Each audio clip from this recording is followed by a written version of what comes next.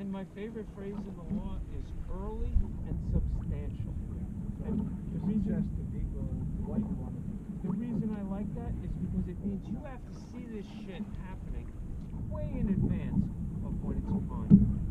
The farther out you can see it, the better off you are. So I teach all the students, you know, tell us when you see a boat, and they're calling the boat that's coming under the Tri-Bone Bridge. They're calling the boat that's on the other side in the Hutchinson River. They're calling the boats that are far away.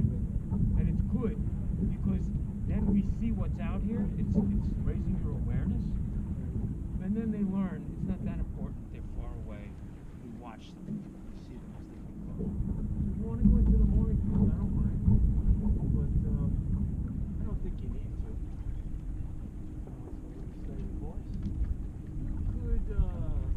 for instance, take this alleyway down to the trimaran, but stay out here for a minute. Oh no, you can do it.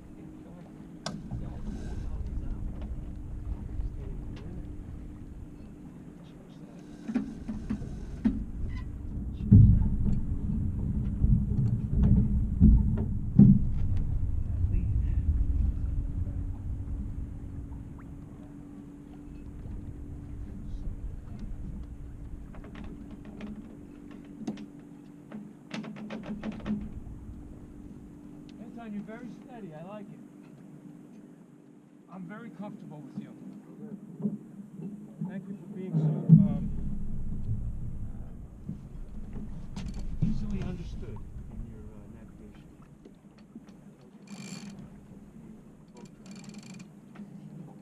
You know what you're doing. So that's what I say to them. I say, you want to be. Say,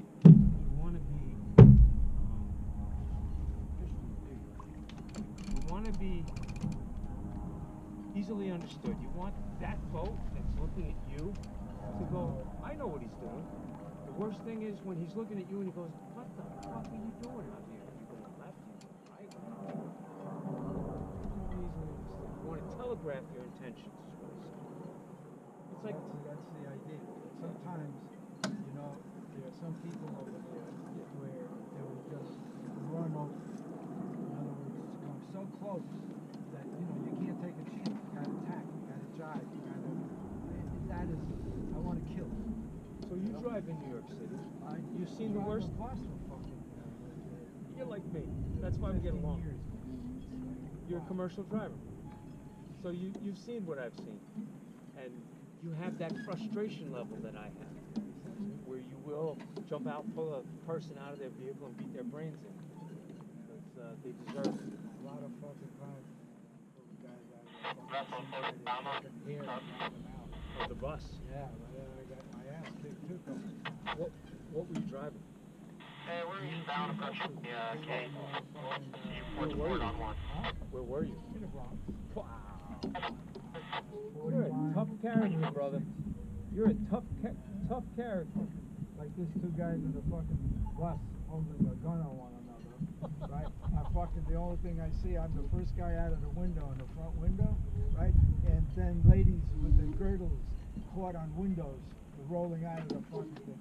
It was hilarious, only because one guy that came in touched the you know, as he went by his girlfriend butt. She said, "Watch that," and that was the two guns came out. What? Right? I mean, that shit happened in the blink of an eye. That, oh man, I couldn't believe it. 178th Street and black guys? Hispanic. They could be worse. Yeah. They're more hot-headed, I find, Spanish than anybody. At least back in the day. I don't know. The guy comes in, see a shady guy, right? Yeah. He's waiting for the bus. Yeah. He's got his hands behind his back. That's tough. So I didn't want to stop. There was an old lady and she wanted to get in. Right. So I had to stop. Right. I stopped, this guy comes in, right? And I see a big fucking like a tail between his legs, a bat.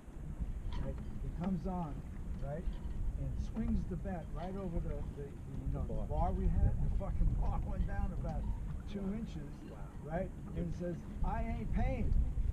So I said, "Hey, it's okay. Just sit back there and enjoy the pot and the music. Just enjoy it, right?" this, right? You're good. Fucking all fucking snotty nose, all drugged. He's all drugged out. up. Oh man. Yeah. Shit. You're not gonna fuck with that guy. Leave him go. No, you can't. No, what's the point? What's the point? He's not going nowhere. You stoop to their level rather than just let him go. It doesn't cost you nothing. Let him go. I had kids running on top of the bus while the bus was going down the hill. Yeah. Right? And when you put your foot on the brake, you can hear them rolling. Right? And one guy comes flying up in front. Luckily that I didn't. Over the windshield? Yeah. Luckily that I was almost at a dead stop. Right? Then I get out. Get the fuck out of here. Right? If you want to ride, just ask me. I'll take you in. Guess what? All I see is a flattened beer cans being flinged at me. Oh my God! Right? I had to fucking get in the bus To hide from the hit from the flying saucers. the stars, the Chinese stars, Oh, man. throwing stars. You can't believe this shit. No, I believe it. I lived in New York. I believe it. Look at this beauty over here. Getting bombed out by the birds though. Yeah. That's a pretty I had boat. my green boat over the first boat to Mars. That was the last one. I don't even know where we are. You're right by the trimaran, which means you're right by our mooring field. So we're perfect. We just want to stay like not too far from here. That's my point. And you're doing great. Why don't you go this way?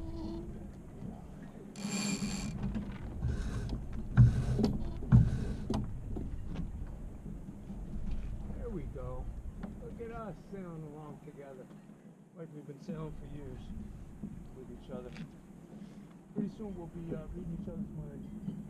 Hey. I love a person when you work with him and he's looking at what you're doing. That's right. And you turn around for a screwdriver and there Right. he is. He's got the screwdriver. That's right. Monkey wrench. That's why I say the best work, you don't have to talk. You're in sync. I used to, I run cruise since I'm a young guy, 25, 28, and I can hear the music. The music's right. I don't have to go over there and look at what they're doing. If I don't hear the right music, I better go see what the hell they're doing because they ran into a problem or they're fucking off. Yeah. When you don't hear that music, you know that something is not working. That's right. That's right. And it's usually them. Sometimes they run into a problem and you show up and you're like, what's going on? And they're like, oh, good timing, boss. We need to figure out what to do here. What do you want to do? I'm like, what do you want to do? They're like, we want to do it like this. I'm like, yeah, go ahead, do it. Or I'm like, well, if you do it like that, you make this, and this. So. No, it's good. It's one thing. It's if you're the kind of boss that it's got to be done this way, right? Or you tell the guy, look, but your idea is very good and will probably work. This might save you. That's right. And then let them make a decision. Right? And very often it's a good way of teaching. Absolutely.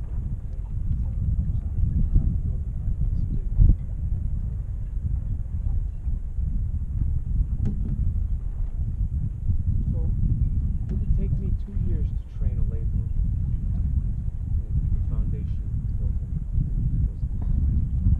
There's Talking about actually foundation for concrete and all of that.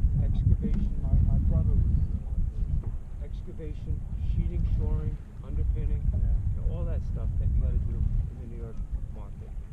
Because you're going down 15, 20 feet. The old building is 6 feet below ground. That's it. You got to underpin it or sheet it or shore it or take steel, weld some whalers in, weld some verticals, soldier beams.